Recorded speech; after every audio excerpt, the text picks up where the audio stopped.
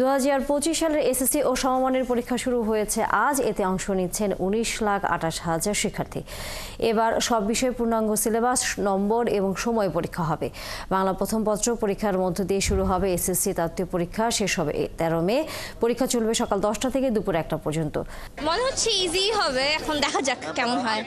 হ্যাঁ, একটু তো দেরিতে টাইম পাইছি আমরা, বাট ইনশাল্লাহ ক্যান্ডিডেটই আসলে এক্সামের আগে টেনশন যত আগেই হোক যত পরেই হোক সেটা থাকবেই।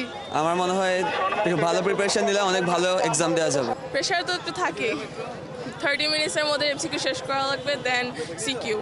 ভালো আশা করছি পরীক্ষা ভালো হবে, প্রশ্ন সহজ হবে। পরীক্ষার দেরি, সত্যি দেরির জন্য আমরা খুবই টেনশন করছি। যদি ও বললো যে আমি সময় পাইছি প্রিপারেশনের জন্য, আলহামদুলিল্লাহ। দর্শক, এ বিষয়ে আরো খবর জানাতে কুমিল্লা থেকে যুক্ত হচ্ছেন সহকর্মী এনামুল হক। এনামুল, পরীক্ষা তো চলছে, শিক্ষার্থীদের উপস্থিতি কেমন দেখছেন?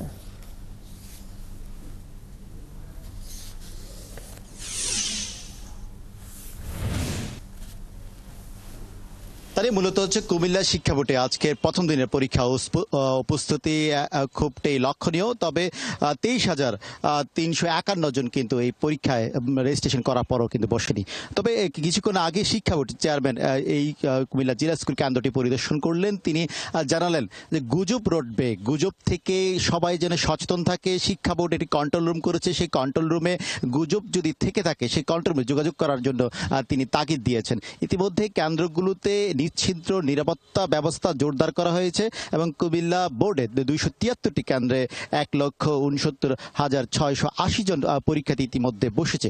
তবে কতজন বসেনি এই ডাটাটি কিছুক্ষণ পরেই জানা যাবে। তবে শিক্ষা বোর্ড চেয়ারম্যান আরেকটি বিষয় বলেছেন, সেটি হচ্ছে সচেতনতামূলক কার্যক্রম তিনি হাতে নেবেন। তার কারণ হচ্ছে 23,351 জন শিক্ষার্থী রেজিস্ট্রেশন করার পরও ঝরে পড়েছে। এই ঝরে পড়া রোধ করার জন্য যে অভিভাবক এবং শিক্ষক মণ্ডলী যারা আছেন এবং শিক্ষার্থীদের কাছে যিনি অ্যাওয়ারনেস বিল্ড আপের কার্যক্রম তিনি হাতে নেবেন। তবে গুজব রটানোর দিক দিয়ে সামাজিক যোগাযোগ মাধ্যমকে সচেতনতা থাকার জন্য সকলকে উদাত্ত তিনি আহ্বান জানিয়েছেন। এদিক থেকে কুমিল্লা শিক্ষা বোর্ডে ছেলেদের তুলনায় মেয়েদের শিক্ষার্থী এবারও বেশি।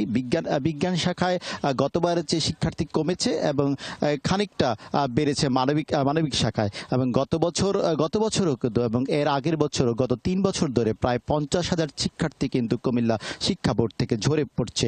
এই ঝরে পড়া নিয়ে একটি উদ্বিগ্ন রয়েছে। তবে শিক্ষার্থীরা কিছুক্ষণ আগে পরীক্ষা যাওয়ার সময় 71কে জানিয়েছেন যে জুলাই থেকে শুরু করে তারা কিন্তু তেমন একটা ক্লাস করতে পারেনি এবং সেই জন্যে খানিকটা তারা নির্ভর করছে প্রশ্নপত্র কি হবে, সিলেবাসের মধ্যে হবে কিনা, বাইরে থেকে প্রশ্ন, সেটা নিয়ে নানা দুশ্চিন্তায় যেমনটি আছে। শিক্ষার্থীরা বাইরে অপেক্ষা করছে, শিক্ষার্থীদের অভিভাবকরা তারাও এমনটা দুশ্চিন্তায় আছেন। তার কারণ হচ্ছে সেই সময়ে দেশের প্রেক্ষাপটে তারা কিন্তু শ্রেণীকক্ষে পাঠদান থেকে বিরত ছিলেন এবং সেই জন্যে তারা বাড়িতে বাড়তি টিউটর নিয়েছেন। তারপরেও তারা সিলেবাসের মধ্যে প্রশ্ন আসবে কিনা সেটা নিয়ে একটি সংশয় প্রকাশ করেছেন। তবে সার্বিক বিবেচনায় কুমিল্লার 273টি কেন্দ্রে 6টি জেলায় যে শিক্ষার্থীরা অংশ নিয়েছে আজকে বাংলা প্রথম পড়তে, কিছুক্ষণ পরে পরীক্ষা শেষ হবে, জানা যাবে তাদের পরীক্ষাটি কেমন হয়েছে সেই বার্তাটি। তবে এনামুল, আপনার কাছে কুমিল্লার শিক্ষার্থীরা কিভাবে কেমন পরীক্ষা দিল সে খবর জানবো। ধন্যবাদ আপনাকে।